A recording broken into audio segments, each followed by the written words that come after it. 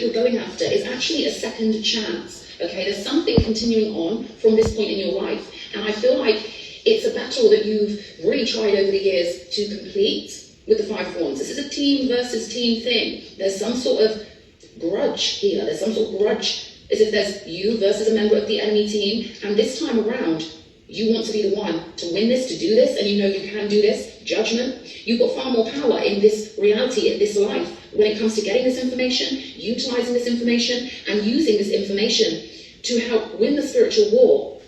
That's why we were getting the doubles. You see this? This is a second chance. This is the second time around. This is you being reborn in this lifetime, accepting the mission once again, and knowing that you have far more power in this lifetime. Because the vibration has risen so much, you're free to do this again now, and you can really do it properly. Whatever this means to you, this will be something spiritual. This will involve deep occult knowledge. I'm getting that there's something trying to get through here. Let me see if it comes back in. This is an energy that if you don't get this, no one can. Seven of Wands energy, and it's something you've attempted before. Okay, this is no easy feat, and it's something that it was a challenge before, only this time you could be getting residual energies. You could be sort of feeling the energies where this didn't work out in the previous lifetimes, right? We've got the Creator on the bottom of the deck. So I'm getting that this is divinely ordained, and what Spirit wants you to know is that when you get this information, when you move forward with this information in a spiritual way, that it's going to work this time. It's going to work. The only thing is, you're feeling the residuals when it didn't work out before. I feel like in the previous life, you had to rush to safety. You had to escape somehow. But now the challenge has resurfaced, and it's going to take courage, because every step of the way, when you're doing this, you could have little things jumping in, you know, little things that feel like danger to you, because you're literally experiencing this as a simultaneous memory, as if the old life where this didn't work out so well is playing simultaneously as I'm getting step by step as you move towards this goal. And I feel like this is a frequency movement. You're getting closer and closer to hacking this energy psychologically, right? This is very psychological. This is very hermetic. This is about you getting your entire frequency to a certain very subtle GPS location in the non-physical, you could say. And unlike on Earth, where you may have lots of GPS locations all over the surface of Earth, the non-physical is infinite. So this is very specific, and I'm hearing this will be tuned via the heart. So your emotions are very important with this.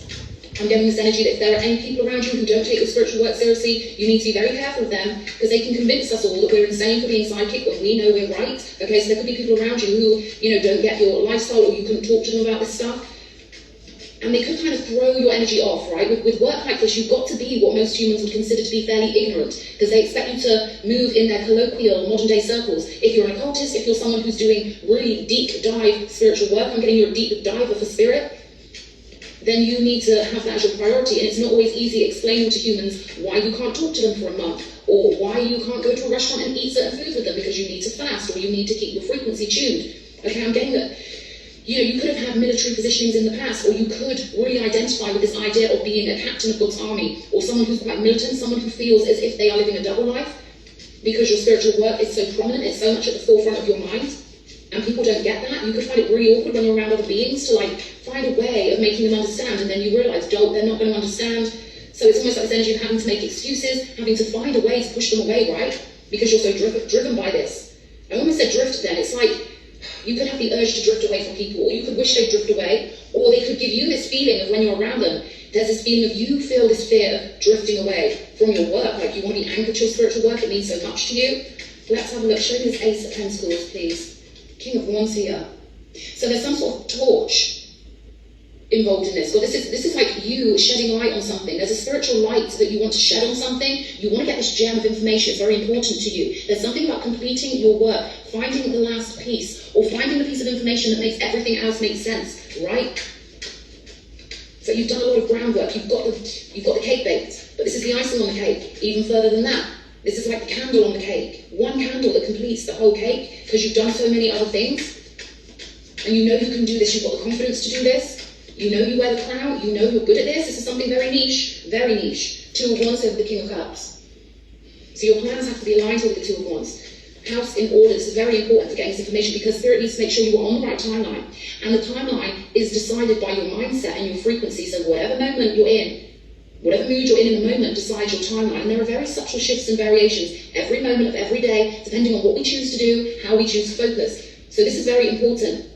Even though the Two of Wands is normally seen as a crossroads energy, this one has picked a wand, and they're holding it in front of them because they've got the world in their hand and the wand that they know they want to go forward with. The other one is behind them. They're not worrying about that wand. They've made their decision here. They're not stuck.